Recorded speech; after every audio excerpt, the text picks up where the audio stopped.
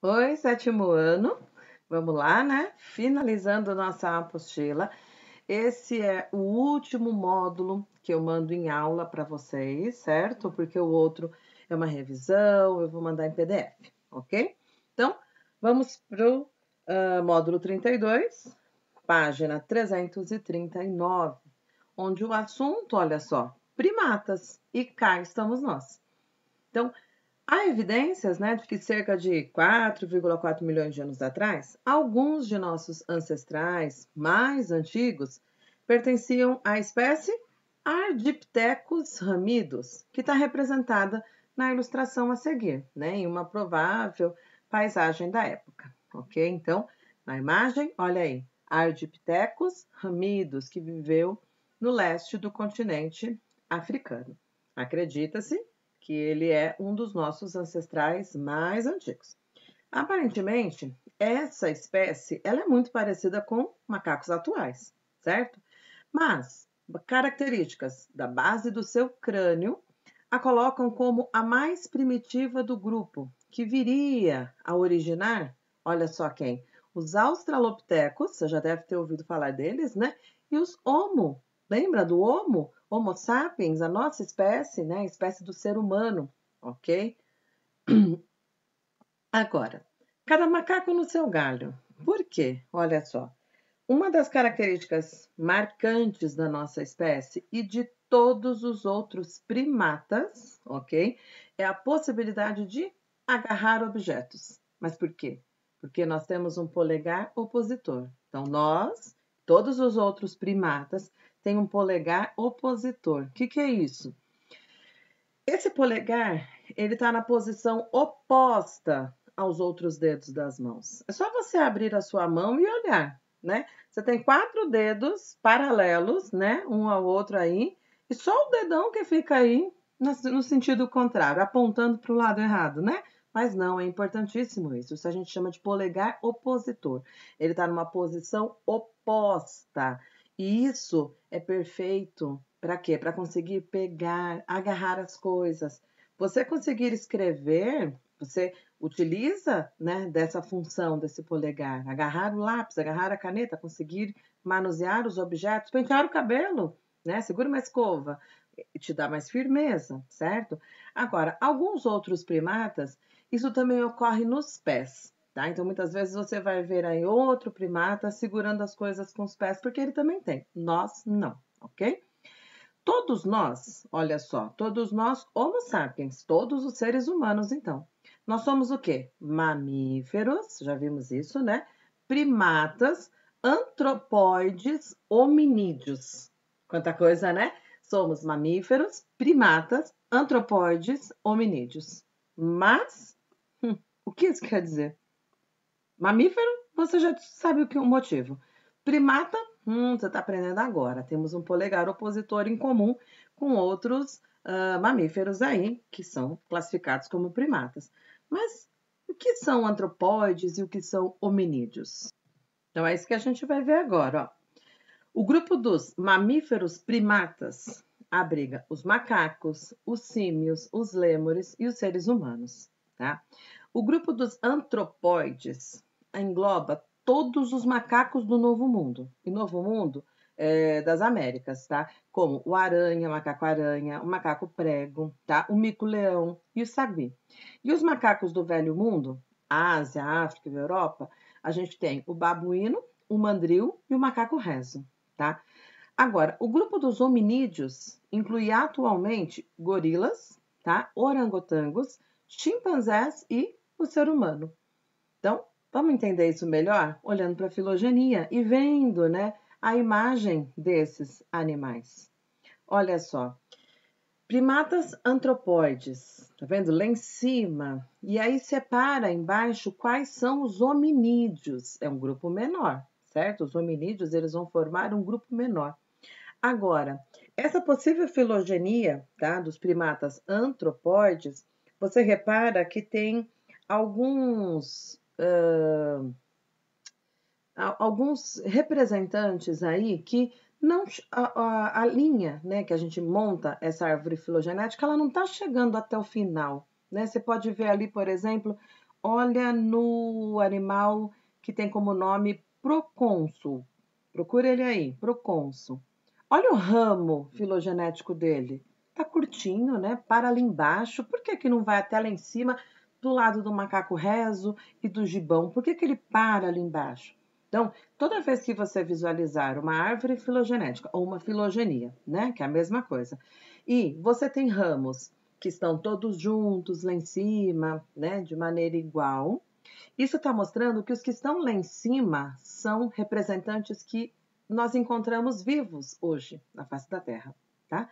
E os que pararam no meio do caminho nos mostra que são apenas fósseis, tá bom? Então, não encontramos mais esses representantes na face da Terra, apenas os fósseis, não temos eles vivos, ok? Por isso que os ramos param no meio do caminho, tá? Agora, tem características que unem todos esses primatas, né? Então, vamos a elas, ó. Entre as características mais marcantes dos primatas, olha só, o cuidado dos pais com a sua prole e a convivência em sociedade, pelo menos na maioria das espécies, e isso se destaca, tá? Os filhotes, a gente consegue perceber que eles são muito dependentes dos pais, principalmente eles são dependentes das mães, tá? E aí a gente consegue observar que os adultos ensinam aos mais jovens e ensinam comportamentos importantes para a sobrevivência. Ensina a buscar alimento, ensina a procurar um abrigo, tá? A fugir dos predadores, né? Ensina aí através da vocalização, através de diversas situações. Tá? Então, não é, essa preocupação não existe apenas com o ser humano, mas existe em todos os grupos dos primatas, ok? E aí, olha só, a gente já estudou, né? Já vimos essa frase aqui, ó, onde o chimpanzé é a espécie mais aparentada do ser humano. A gente já analisou, né, uma árvore filogenética e vimos que o chimpanzé é o que está mais próximo, é o mais aparentado evolutivamente, né? Só que mesmo assim, né, não tem jeito. Nós somos bem diferentes dos chimpanzés e de outros macacos, certo? E somos diferentes em pelo menos 3 aspectos. Então, compara aí, ó. Vê se bate com o que você já pensou. Locomoção bípede. Nós, seres humanos, andamos apenas, né, utilizando os 2 pés, ok? A gente só engatinha quando é bebê, mas a partir do momento que aprendeu a andar, acabou, né? Nós somos bípedes. E nos outros macacos, não. Chimpanzé, não. Normalmente você vê ele utilizando os braços também para caminhar. Então, isso é exclusividade dos seres humanos, certo? Locomoção bípede, ok? Mais uma característica aí, ó. Redução do comprimento dos braços. Então, comparando o chimpanzé com o ser humano, os nossos braços não são tão longos, ok? Nossos braços são menores. Agora, os outros primatas, eles têm os braços maiores, né, mais compridos, por quê? Porque normalmente eles ficam utilizando a árvore, né, como locomoção. Então, é interessante que os braços realmente sejam maiores para facilitar essa locomoção deles. E terceira característica, olha só, diminuição dos dentes caninos. Repara aí nos seus dentes caninos. Eles têm um formato diferente, mas eles têm o mesmo tamanho dos outros dentes, certo? Então, os nossos dentes caninos são menores que os dos chimpanzés. Os chimpanzés não, ele dá um sorrisinho, você já vê que ele está bem destacado, ok? Certo? Agora a gente vai para uma questão onde você sabia, né? Olha só, tem primatas que são ainda mais primitivos. Olha que bonitinhos esses representantes de primatas, ok? Onde os lêmures, né? Lá em cima você tem os lêmures de cauda amarela. Embaixo você tem o gálago, tá? No meio você tem aí lores, e olha, ele tem 20 centímetros. O gálago tem 15, eles são todos pequenininhos, mas o menorzinho de todos é esse tárcio, tá bom? Você consegue perceber que eles têm algo em comum, né? Olha o tamanho desses olhos. Então, o lêmure é uma das espécies de primatas mais primitivos entre as estudadas até agora. Eles são primatas arborícolas, diurnos ou noturnos, com cauda longa, pelos espessos, focinho comprido e olhos grandes. São encontrados na ilha de Madagascar e outras pequenas ilhas próximas a ela. Outros exemplos de primatas mais primitivos são os gálagos, os lores e os tarsos. Tratam-se de animais noturnos com olhos bem desenvolvidos. Os lores são os únicos primatas venenosos conhecidos. Quando necessário, mesclam veneno com saliva e espalham essa mistura por todo o corpo. Olha que interessante, hein? De modo a repelir insetos ou seus predadores naturais. Se esse veneno entrar em contato com o sangue de uma vítima, pode causar a morte de tecidos e provocar uma reação alérgica grave, levando a vítima à morte. Interessante isso, né? Agora, mais uma questãozinha. Olha só, essa é boa, hein? Essa eu gosto de tratar. Olha só. De olho na questão. O ser humano descende do macaco? Você já ouviu essa história, né? E olha a resposta. A resposta é não. Certo? Não. O ser humano, olha a explicação. O ser humano, ele compartilha o mesmo ancestral comum com os macacos, particularmente com o grupo dos chimpanzés, que pertencem à espécie atual mais aparentada com a nossa. Esse ancestral comum, certo? Ele viveu há cerca de 6 milhões de anos. Agora, presta atenção. É um erro bem comum considerar que na evolução humana uma espécie se modificou e se transformou em outra até chegar ao Homo sapiens. Porém, quando você observa, né, a filogenia que está na página anterior, percebe-se que, na verdade, são ancestrais em comum, que geram ramos, que geram linhagens, que vão originar novas espécies. Lembra que a gente estudou o processo de especiação? Certo? Um ser vivo não se transforma em outro.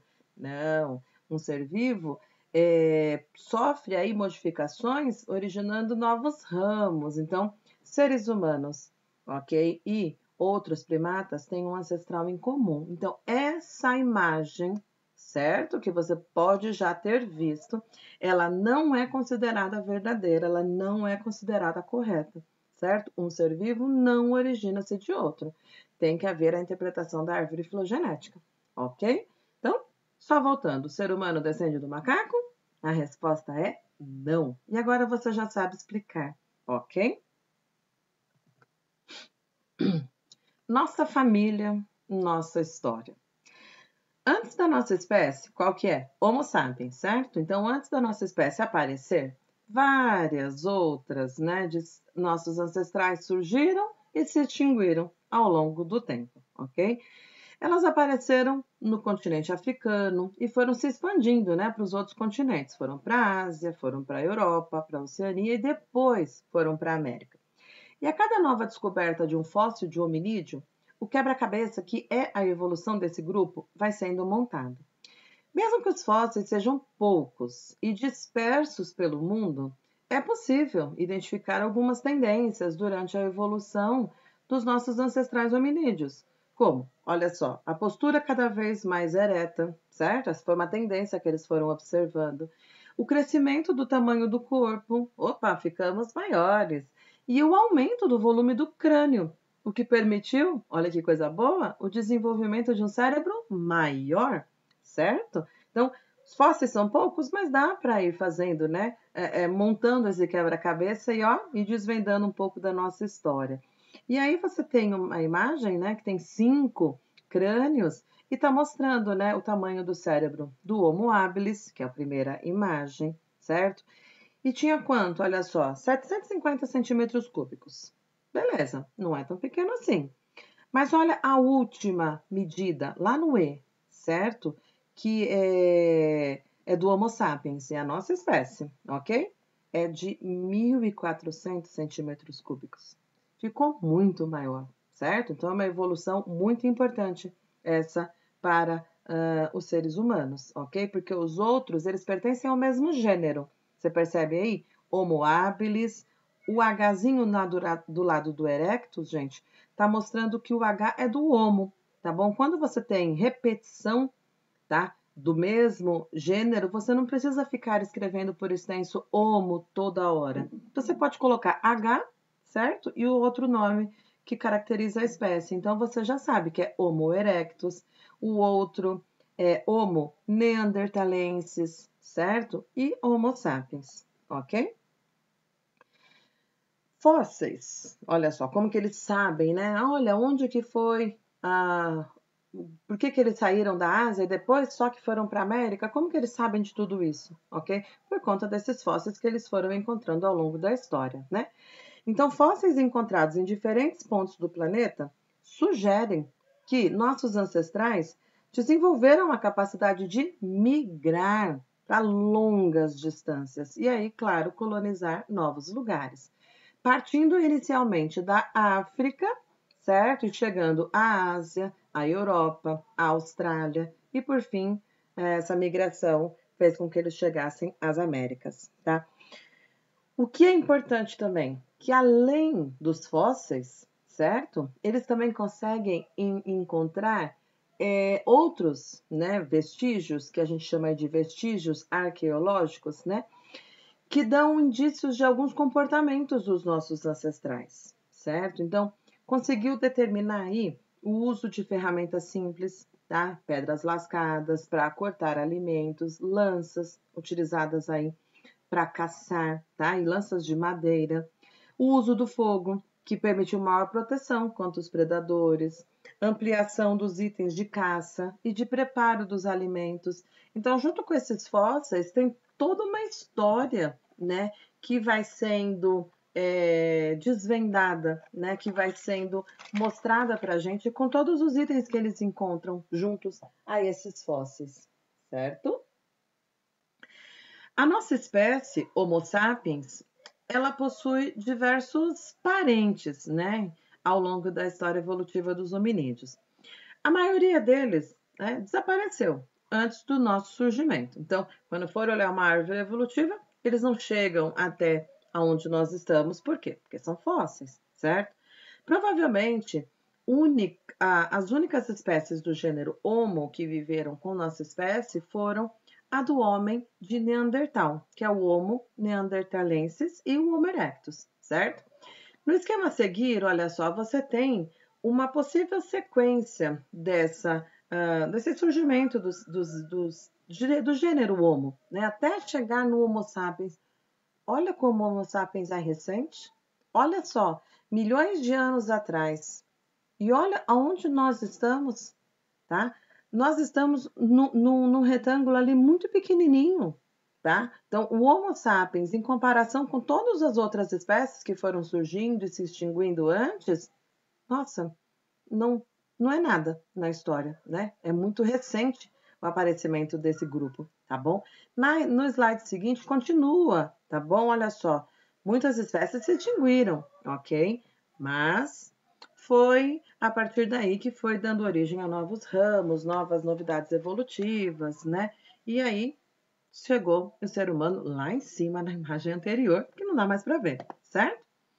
Agora, o ser humano moderno, como que ele é, né? Então, entre as características que definem o ser humano moderno, a gente tem o quê? Bipedismo, né? Então, a gente já estudou isso daí. Nós andamos apenas utilizando os dois pés. Os braços a gente deixa para outra atividade, carregar alguma coisa, né? O ser humano moderno, grande habilidade manual e capacidade de criar ferramentas complexas, certo? Capacidade de manipulação do fogo, criação de animais, agricultura, cérebro grande em relação ao corpo, se comparado aos ancestrais, certo? E, olha o que é legal, capacidade de elaborar pensamentos abstratos que leva à criação de símbolos e da linguagem. E foi essas características que permitiram o desenvolvimento de sociedade, de cultura, de arte, certo? Símbolos, linguagem, olha, uma vantagem e tanto, né? O ser humano moderno tem apenas, olha só, mais ou menos 40 mil anos, certo? Um tempo irrisório, perto dos mais de 3 bilhões de anos de evolução dos seres vivos na Terra. Somos uma espécie muito jovem, certo? Porém, com enorme capacidade de modificar o planeta numa velocidade nunca antes vista. E essa capacidade reforça o sentido de responsabilidade que devemos conferir aos nossos atos. Isso é importante, né? Nós estamos há tão pouco tempo na Terra e olha o que já aconteceu, né? Muitas coisas excelentes, boas, claro, mas tem um lado negativo aí nessa história, né? Então, devemos modificar o ambiente em que vivemos com sabedoria, né? Para o nosso bem, para o bem das gerações futuras e das outras espécies com as quais compartilhamos o nosso planeta. Não é para pensar só em ser humano. Tem, nossa, tem muito ser vivo junto com a gente que depende, né, do planeta juntamente com a gente. Agora, a chegada do ser humano nas Américas. Por muitos anos se aceitou que o Homo sapiens chegou ao continente americano via Estreito de Bering, na região do Alasca, na América do Norte, como está mostrando no mapa ao lado. Isso teria acontecido há cerca de 14 mil anos.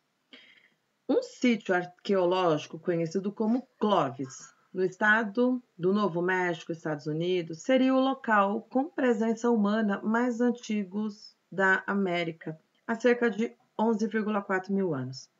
No entanto, essa teoria vem sendo muito contestada com as novas descobertas feitas na América do Sul, principalmente no Brasil, na região do Parque Nacional da Serra da Capivara, no Piauí. Nesse local, pesquisas coordenadas por pesquisadores brasileiros, como a pioneira paleontóloga Niede Guidon, ou Guidon, não sei qual é a pronúncia, vem encontrando alguns artefatos humanos e principalmente restos de fogueiras supostamente feitas por seres humanos que datam de 6 a 48 mil anos. Essas descobertas são até hoje muito contestadas pela comunidade científica. No entanto, recentemente, outros pesquisadores brasileiros dataram dentes de cervo encontrados ao lado de ossos humanos em uma caverna na mesma região, que datam de 20 mil anos, apoiando a hipótese de que o ser humano esteja na região há mais de 30 mil anos e que tenha chegado por outra via, a marítima, e tenha vindo pelo Pacífico, mesmo pela costa atlântica. Portanto, há ainda muito que se investigar para que possamos montar o quebra-cabeça da chegada do ser humano às Américas. E com certeza, a cada nova descoberta, muitas teorias, né, vão acabar sendo modificadas, tá bom?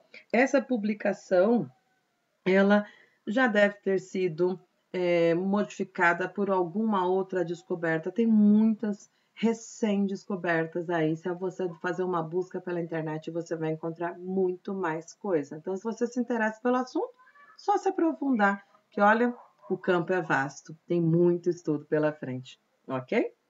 E aí, olha só, agora é por sua conta, né? Responda as atividades que estão distribuídas ao longo deste módulo e já já eu converso com vocês e passo as correções, ok? Até mais, pessoal!